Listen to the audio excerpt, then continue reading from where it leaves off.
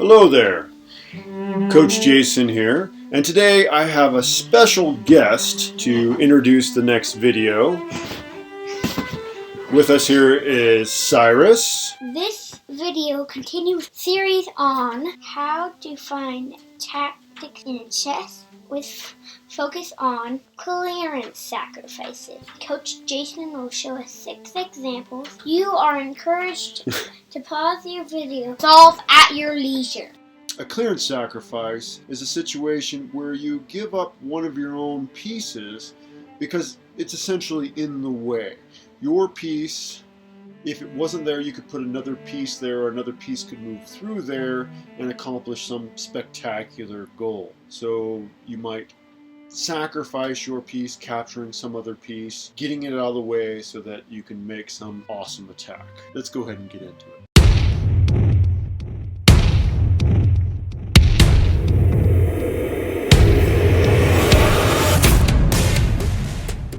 Okay, it's white to play here and take advantage of this tactic, the clearance sacrifice. So if you want to go ahead and think about it, you can go ahead and pause your video. Alright, well, clearance sacrifice, we know we're going to be sacrificing a piece. So as always, we want to consider those 4 categories of topics, and that is the checks, captures, loose and semi-loose pieces, and unfortunately plays pieces. Here we have several capture moves that we can play. There's some checking possibilities, but again, we're sacrificing a piece. So let's consider capture moves where we are giving something up.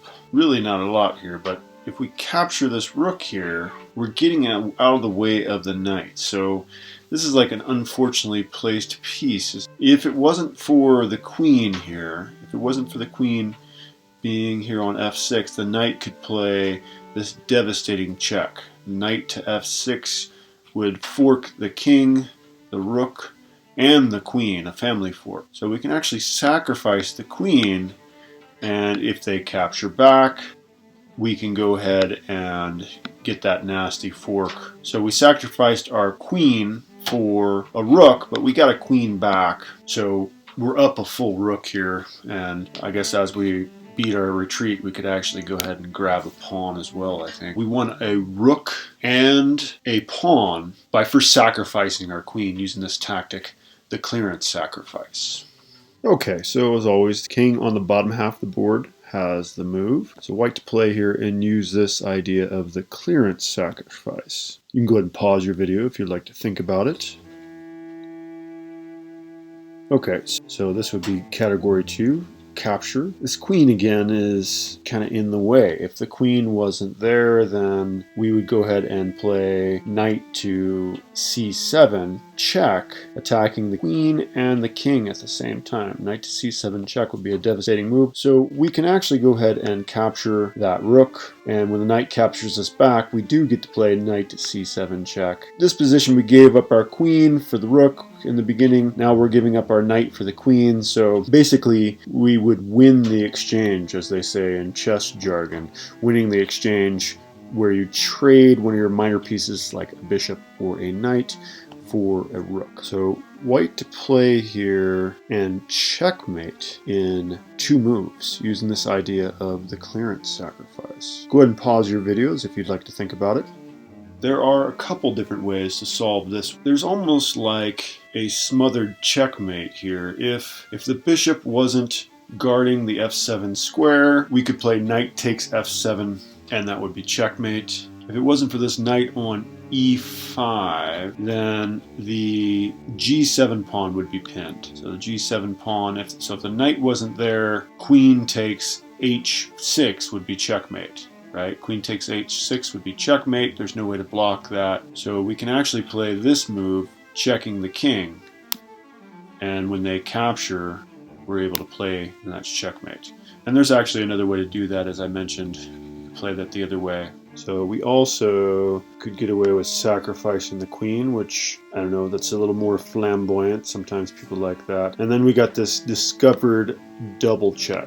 The bishop and the knight both attacking the king at the same time. King can't move anywhere anytime you're in double check. Since the bishop and the knight are attacking, you have to move the king, and they can't move the king. Double check, mate.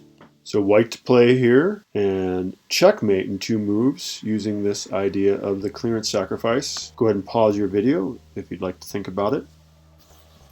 Category 1, checks. You're trying to get one of your own pieces is basically blocking your path. Sacrifice a piece because it's in your way, and if it wasn't there, you could accomplish something big. If the rook on g7 was not there, we could simply play queen to g7 and that would be checkmate. We need to sacrifice this rook with force so that it doesn't change the aspect of the game too much so that we can still accomplish this checkmate. You could play rook to g8, but that just doesn't work out. The rook just captures back, queen's protecting, the king's protecting that spot. Too much power there. But if you play rook h7 check, it's got no choice but to capture. That was the only possible response, and that is checkmate. All right, so again, clearance sacrifice is where we have one of our pieces that's in the way. Well, go ahead and pause your video if you want to think about it. But we have a piece that's in our way. If it wasn't for one of these pieces, we could actually checkmate in a single move. So we have to, again, get this piece out of the way so that we can perform that checkmate. If this rook was just out of the way, if it just didn't exist, then queen to g7 would be checkmate. So if we can get rid of this rook by force, then we can play queen to g7, and that is game over. Once again, we have white to move here and use this idea of the clearance sacrifice to checkmate in 2 moves. You would pause your video and think about it if you like. We kind of have a smothered mate situation. If the queen wasn't on f7, we could simply play knight f7 and that would be a smothered checkmate. So we have to move this queen in such a way that kind of maintains the structure of this king, rook, and pawn. If you look here at the smothered mate, you can see how that's very similar to this corner position here. So we want to maintain that. It's kind of like this pawn attacking the g7 square is making up for that pawn there in the picture you see. We don't want these guys over here to be disturbed, but we have to move this queen with force. A checking move. We have to create some sort of checking move that doesn't disturb it. So the only way to do that is actually to move your queen to f6. They're in check, and now we get that square. Okay, so when we play this checking move, they could have actually moved their rook to g7. That was another move they could have made, but of course, if they moved the rook to g7, we would have just captured the rook, and that would have been a queen and helper mate with the pawn aiding in the checkmate. Okay, in this pretty scenario that I found on chess.com, it's actually checkmate in 2 moves. White to play. Go ahead and pause your video and think about it if you like. Okay, so the right move is actually rook to f8 check, because we're also threatening to play this smothered mate. So no matter what they capture with, we have another threat. So if they capture with the rook, then we got checkmate in 3 with this smothered mate. But if they were to capture with the bishop instead, then with our bishop on b3, we have the support for a queen and helper mates. Bishop captures, then queen checkmates here. So pretty neat scenario there. Thank you for watching. Please subscribe and hit that notifications bell since we will be putting out 1 chess video every week.